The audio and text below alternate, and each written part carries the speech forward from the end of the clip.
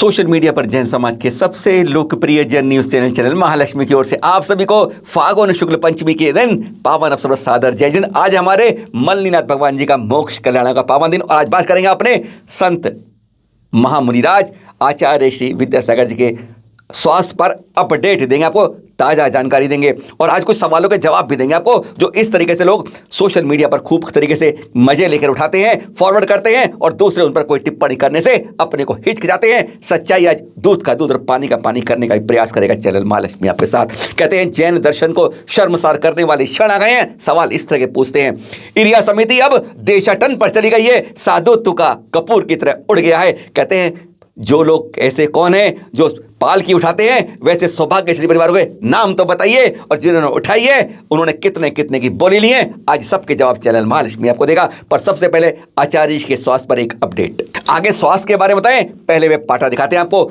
जिस पर आचार्य श्री चरण रख देते हैं एक बार, तो उस पाटे पर लोग देखिए किस तरह भक्त और शावक टूट पड़ते हैं। भक्ति में और श्रद्धा में यह है समर्पण, जो बात करते हैं कुछ और। देखिए किस तरीके से पाटा सर पर रखकर लोग झूम रहे हैं आनंद के साथ। आचार्य श्री कल शाम तक भसोंदा में थे, आज सुबह तक आचर्या आगे अर्थखेड़ा में हुई है, लेकिन भसोंदा में सुबह आचार्य श्री ने आज 6 बजे के लगभग विहार किया था। कल शाम को 5:30 बजे के दृश्य दिखा रहे हैं आपको, जो हमें दिल्ली से हरदेश जैन जी वहां पहुंचे थे, जिन्होंने हमसे पूछा था आचार्य श्री कहाँ हैं, दिशा हमने दे दी, पहुंच हो गए और उन्होंने सीधा चित्र हमें 5:35 पर यह कल चित्र भेजे थे चिंतन करने के लिए। देखिए आचार्य श्री का स्वास्थ्य क्या है, आपको भी दिखा रहे हैं। आचार्य श्री संघ ने प्रतिक्रमण किया और फिर शुद्धि के लिए आचार्य श्री गए। अब वापस लौटेंगे कमरे की तरफ, तो सब ने सोचा हम यहाँ पाटा बिछाते हैं। देखिए यह है उनका स्वर्णमयी रत्नमयी सिंहासन, क्योंकि हम उस समृद्धि में हमारे संत रहते हैं और उसको रगड़ रगड़ के किस कपड़े से साफ करते हैं कि 2 मिनट हमारे आचार्य श्री यहाँ पर बैठ जाएं और हम उनके दर्शन कर ले। हजारों की भीड़, सैकड़ों वाहन लग जाते हैं लाइन के अंदर और तब आचार्य श्री उधर से आते हैं। देखिए कितने अडिग हैं, देखिए कितने बलिष्ठ हैं और आते ही खड़े भी नहीं हो पाते हमारे संत। ऐसा आज स्वास्थ्य है जिनके बारे में हमारे बोलते हुए क्यों हमारी जीभ नहीं रुकती है, क्यों हमारी जबान नहीं कटती है जब हम उनके बारे में कुछ ऐसा बोलने लगते हैं। अरे वे खड़े भी नहीं हो पाते, जरा आते हैं लड़खड़ा जाते हैं, टांगे साथ नहीं दे रही हैं। स्वास्थ्य ऐसा है, 2 संतों ने दाएं और बाएं से पकड़कर खड़े करते हैं। आचार्य श्री हाथ उठाकर सिर्फ आशीर्वाद देते हैं, चल देते हैं और उस पाटे का फिर क्या होता है वह दृश्य आपको हम पहले दिखा चुके हैं। ऐसा है हमारे आचार्य श्री का गिरता हुआ स्वास्थ्य। शरीर शिथिल हो रहा है पर आत्मबल इतना मजबूत है, अरे गिरी और शिल की तरह, आज शिखर की तरह, उनका चट्टान की तरह आत्मबल मजबूत है। अरे आत्मा कितनी मजबूत है दिखा रहे हैं। अरे शरीर का क्या करना है यह वे बता रहे हैं। यह है हमारे मूल गुणों वाले 28 गुणों मानने वाले चतुर्चर्या वाले हमारे संत की यह दृश्य। आज स्वास्थ्य देखिए डिग जाता है पर उनके अंदर का स्वास्थ्य कितना बलिष्ठ होता है। शास्त्रों में पढ़ा भी है, प्रवचनों में सुना भी है, जब हमारे तीर्थंकर त्याग का कहते हैं उस क्षण आता है, वैराग्य की भावना बलवती होती है, वन की ओर चलते हैं तो उस क्षण धरा पर हजारों हजारों हजारों देव भी इस धरा पर आ जाते हैं। इसलिए गर्व अन्वित करते हैं, अरे त्याग की बलवती हुई है, हम इनको अपनी पालकी में बिठाकर आगे बढ़कर वन तक लेके जाएंगे। पर सौभाग्य तब उनको नहीं मिलता है। कहते हैं पहले श्रावकों को कर्तव्य मिलता है, उन्हें गौरव मिलता है इस बात का कि पालकी 7 कदम तुम लेके चलो, फिर आगे वनमार्ग से देव लेके जाएंगे। जैसे उस चतुर्थ काल के दृश्य होते हैं, इस पंचम काल में भी शायद हम देखते हैं अपने भगवंत की वाली, अपने गुरुवर की पालकी। जी हाँ, पालकी जो आप बड़े जोर से कहते हैं, 2 बल्ली के ऊपर एक पाटा रख दिया और हो गई यह पालकी हमारे चतुर्थ काल की चर्या करने वाले महानतम संत की। उसको ले जाने का गौरव भी पहले श्रेष्ठतम उन श्रावकों को मिलता है जो भक्ति में उनके चरणों में पड़ जाते हैं। कहते हैं यह होती है भक्ति, श्रद्धा और समर्पण। वैयाव्रती तो यही होती है, मात्र पैर दबाने से, तेल मालिश करने से नहीं होती है वैयाव्रती। यह है जब स्वास्थ्य खराब होता है और विहार में हम उनके साथ चलते हैं, वैयाव्रती उसको कहा जाता है। और यह है स्वर्णतम रूप उस वैयाव्रती का और श्रावकों का सौभाग्य जो उसको लेकर पहले चलते हैं।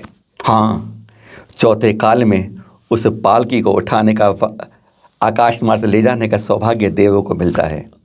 सुना है, जाना है, पढ़ा है, देखा नहीं है, क्योंकि ऐसा सौभाग्य हमारे कर्मों से हमें चौथे काल में आने का नहीं मिला। हम तो पंचम काल में जन्म लेके आए हैं, पता नहीं कहीं छठा काल भी हम लोगों को देखना पड़े। हम कर्म तो ऐसे करते हैं जब सवाल संतों के ऊपर इस तरीके से, हम श्रेष्ठतम संत की चर्या के ऊपर इस तरह से बेवसाल के सवाल उठते, बात करेंगे उसकी। पर आज बात करें समय देख रहे हैं आप दृश्य, पाल की उठाकर चलने का सौभाग्य। यह है वो स्वर्ण तुम्हारी, कहते हैं 2 बल्लियों पर पाटा लगा दिया और ये बन गई हमारी पाल की, हमारे संत गुरुवर की, जो श्रेष्ठतम दुनिया के संत कहे जाते हैं, जिसके आगे एक बड़े से बड़ा मंत्री आकर झुक जाता है। और उसे लेने का सौभाग्य किसको मिला है? अब उन शिष्यों को मिला है।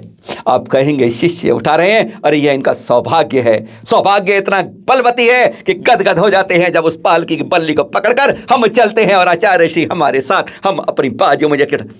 पता है, अतीत का जानते हैं, अरे जब नदी में चलते थे ना संत, तो कंधे पर उठा के नदी पार कराते थे। ऐसे ऐसे श्रावक होते थे, उनको भूल जाते हैं और आज कहते हैं हम उनको पालकी में उठा के ले जाते हैं। क्या गजब की बात करते हैं। सवाल की बात करेंगे, पर यह सुनते हैं प्रणब में सागर जी और महाराज कितने गदगद होंगे। अरे हमारा सीना भी 56 इंच से कहीं ज़्यादा हो जाता है। सफल जब देखते हैं गदगद हो जाते हैं। इस दृश्य श्रावक ही नहीं उठाता, भगवान के शिष्य भी उठाते हैं अपने गुरु को अपनी वैयावृत्ति से। वैयाव्रती केवल श्रावक नहीं करते, गुरु की संत भी करते हैं, गुरु की शिष्य भी करते हैं। जितना श्रावक करता है श्रवण में उतना कर्तव्य निभाता है अपने गुरुओं की, अस्वस्थ संतों की, इस तरह से वैयाव्रती करने में। अब आप आते हैं आपके मूल गुणों पर, मूल सवालों पर, जो यहाँ पर सोशल मीडिया पे कुछ चतुर्थ काल के महा कुख्यात विद्वान कर रहे हैं बात, महाज्ञानी बात कर रहे हैं, महा अज्ञानी बात कर रहे हैं। हम तो ये कहेंगे सवाल नंबर 1 चलता है, इधर जैन दर्शन में शर्मसार कर रहे हैं यह क्षण। अरे जिसने भी यह क्षण देख लिए ना, एक बार जब आंखें ऐसे देख लेती हैं, अंदर की भूख मिट जाएगी। नेत्रों से जो दर्शन करोगे, कहते हैं पापों का जो है ना, कर्मों का, वह विनाश होता जाएगा।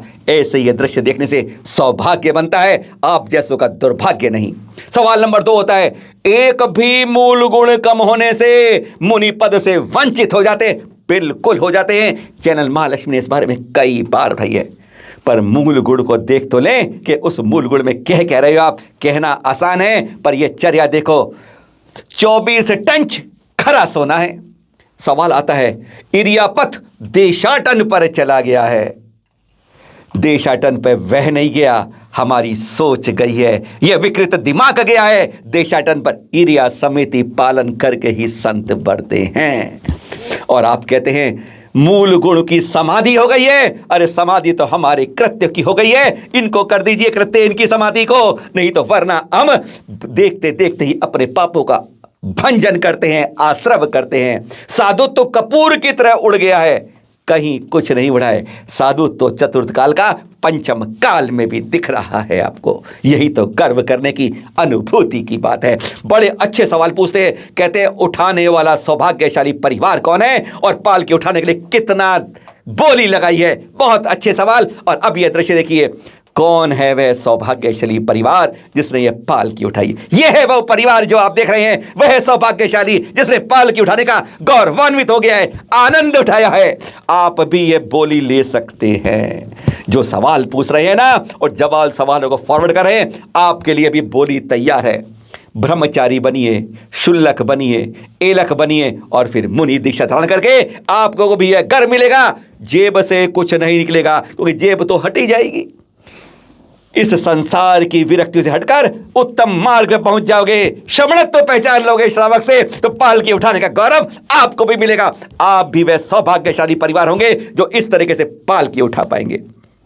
गर्व करिए कि हमारी आंखें इस समय ऐसे संत को देख पा रही हैं।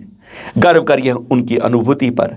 भावना बहिए, माला जपिए, मंत्र बनिए इस निष्प्रही संत के लिए जिसने अपना पूरा जीवन हमारे लिए समर्पण कर दिया। उसने स्वयं कल्याण ही नहीं पर कल्याण भी किया है। आज भी वह बढ़ रहा है इस अस्वस्थता के अंदर, तो वह हमारे कल्याण के लिए बढ़ रहा है, हमारे भविष्य के लिए बढ़ रहा है। यह क्यों नहीं सोच पाते? अरे गर्व करो कि हम अपनी आंखों से उनको देख पा रहे हैं। लज्जा आनी चाहिए ऐसे सवाल उठाने वाले, फॉरवर्ड करने वालों पर, इनको पढ़ने वालों पर। गर्व करिए जैन समाज पर, जैन संत पर। सादर जय जिनेंद्र।